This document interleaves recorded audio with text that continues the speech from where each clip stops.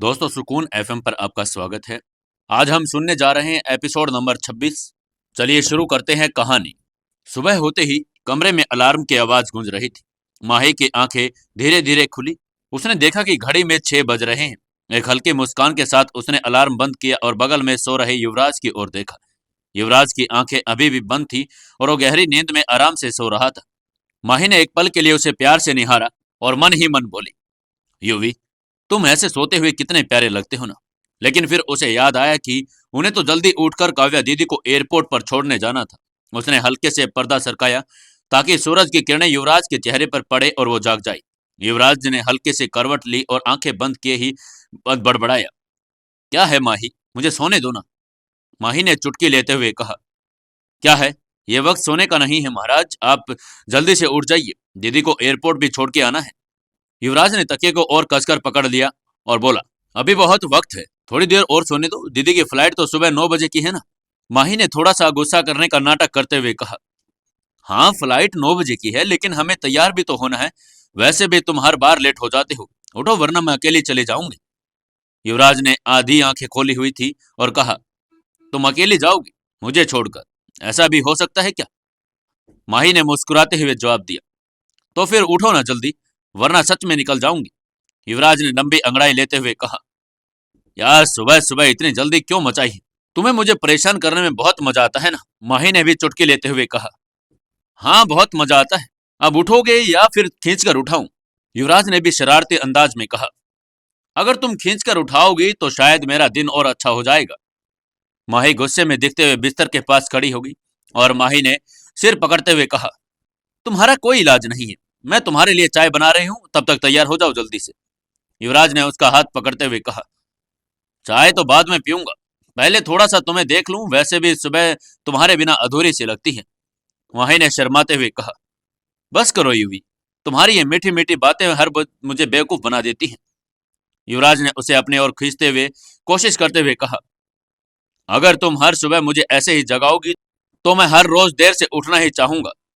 माही ने उसे झिड़कते हुए कहा, तुम्हारे इस आलस की वजह से एक दिन तुम पछताओगे, अब उठो भी। युवराज ने मुस्कुराते हुए उसकी बात मान ली और बिस्तर से उठ गया। उसने चुटकी लेते हुए कहा, तुम्हारी ये डांट भी मुझे बहुत प्यारी लगती है। माही ने भी कहा, बस बस ज्यादा बातें मत बनाओ, जल्दी से फ्रेश हो जाओ, मैं ब्रेकफास्ट तैयार करती हूँ। युवराज ने शरारती मुस्कान में कहा, ब्रेकफास्ट की कोई जल्दी नहीं है, पहले एक प्यारी सी स्माइल तो दो। माही ने झूठा गुस्सा दिखाते हुए कहा, स्माइल भी तभी मिलेगी जब तुम टाइम से तैयार हो जाओगे। युवराज ने हंसते हुए बाथरूम का रुख किया और बड़बड़ाता जा रहा था, ये बीवियां ना हमें बिल्कुल भी चैन से सोने भी नहीं देती। माही ने दूर से सुना और जोर से कहा, मैंने सुना, जल्दी करो वरना चाय नहीं मिलेगी। युवराज ने अंदर आकर आवाज दी, तुम्हारी धमकियां हमेशा खाली होती है, लेकिन फिर भी मैं तैयार हो रहा हूं। कुछ ही देर में दोनों तैयार होकर नाश्ता करने के लिए बैठ गई। माही ने प्यार से युवराज को पराठा देते हुए कहा, लो खाओ, अब जल्दी करो, दीदी इंतजार कर रही होंगी।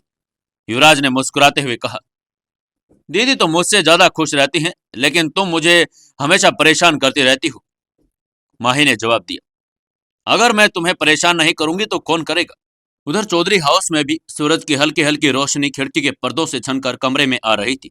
उसी रोशनी में तन्हाई और खामोशी के साथ टीना अपने बिस्तर पर बैठी हुई थी। उसने चुपचाप अपनी अंगूठी को निहारा जो उसकी उंगली में चमक रही थी। यह वही डायमंड रिंग थी जो युवराज ने उसे दी थी। उसकी आंखों में उस पल की यादें तैरने लगी जब युवराज ने उसे वो अंगूठी पहनाई थी।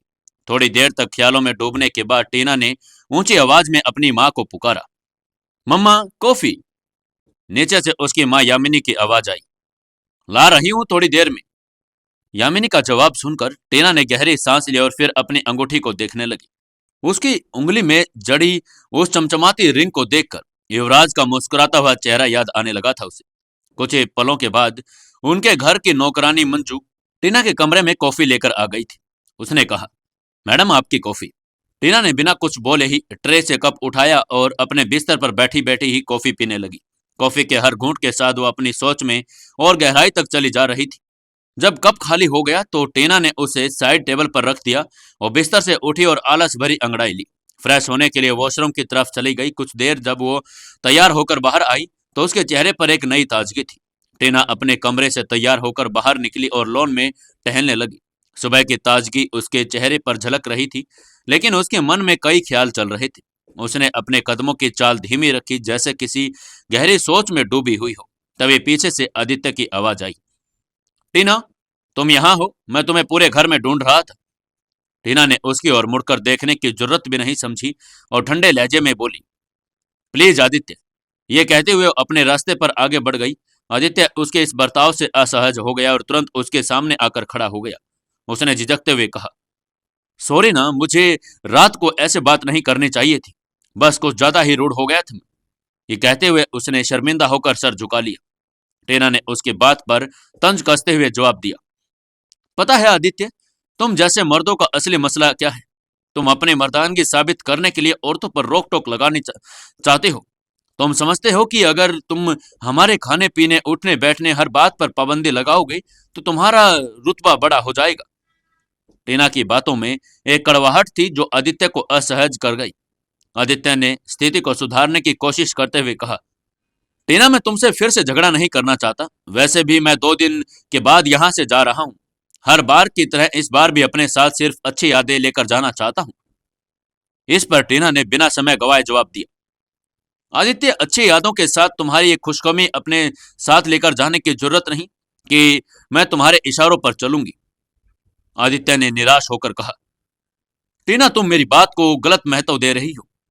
तुम्हें मेरी बातों में पाबंदी नजर आती है, रोक टोक नजर आती है, लेकिन तुम्हें मेरी मोहब्बत और फिक्र नजर नहीं आती। टीना ने उसकी बात का जवाब देते हुए कहा, चलिए आज मैं आपको एक बात बताती हूँ। ये कहते हुए उसने अपने हाथ ऊपर कर दिए और अपने उंगली में पहनी हुई अंगूठी जानबूझकर आदित्य को दिखाते हुए बोली, तुम्हें पता है मैंने कभी भी चूड़ियां क्यों नहीं पहनी? क्योंकि मुझे लगता है कि मैं कैद हो जाऊंगी और ये कैद मुझे बिल्कुल पसंद नहीं है। आदित्य ने उस अंगूठी को गौर से देखा और हैरानी से पूछा, ये क्या है? टीना ने आदित्य को मुस्कुराते हुए चिढ़ाने वाले लहजे में कहा, रिंग है, क्या तुम्हें दिखाई नहीं दे रहा? आदित्य ने गुस्से में कहा, टीना, मैंने तुमसे कहा था कि ये अंगूठी दोबारा मत पहनना। टीना ने उसकी बात पर चिल्लाते हुए कहा, आदित्य, मैंने अभी भी तुम्हें कहा है कि मुझ पर अपनी बात थोपने की कोशिश मत करना। आदित्य ने भी उसे गुस्से में चिल्लाते हुए कहा, क्या बेहूदगी है ये टीना, उतारो इसे अभी। टीना ने उसे घूरते हुए कहा, तुम मुझसे किस लहजे में बात कर रहे हो? तुम्हारी हिम्मत कैसे हुई? आइंदा मुझसे इतनी ऊंची आवाज में बात की तो अच्छा नहीं होगा, समझ गए? ये कहकर वो वहां से जाने लगी। आदित्य ने उसका हाथ पकड़ने की कोशिश की और कहा, टीना, रुको। लेकिन टीना ने अपना हाथ झटकते हुए कहा, मुझे छोड़ो आदित्य। आदित्य ने दर्द भरी आवाज में कहा, सब समझ गए। छोड़ तो तुम मुझे रही हो, जो तुम्हारे दिमाग में चल रहा है सब जानता हूं। पीछे हट रही हो तुम। टीना ने तीखे लहजे में जवाब दिया, अगर तुम्हारा यही बर्ताव रहा तो मैं सच में पीछे हट जाऊंगी। आदित्य ने हैरानी से पूछा, क्या? और चिल्लाते हुए कहा, पीछे हटोगी तुम छोड़ोगे मुझे? टीना ने ठंडे स्वर में कहा, हाँ, छोड़ दूंगी। नहीं करने मुझे तुमसे शादी। भगवान के लिए मेरा पीछा छोड़ दो आदित्य।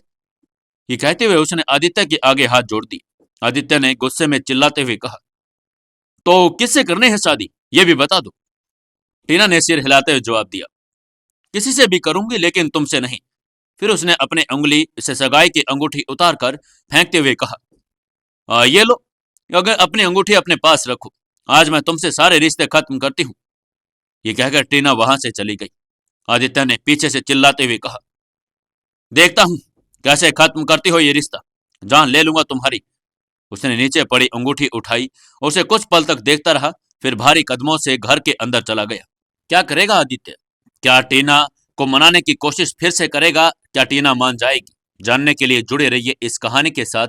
दोस्तों, अपनी इस कहानी को ज्यादा से ज्यादा शेयर जरूर करें और अपने इस कहानी को दुनिया में हर किसी तक पहुंचाने में हमारी मदद जरूर करें। अगर आपने अभी तक चैनल को सब्सक्राइब नहीं किया है तो चैनल को सब्सक्राइब कर लें और हमें प्यारे प्यारे कमेंट करके जरूर बताएं कि आपको यह कहानी कैसी लग रही है।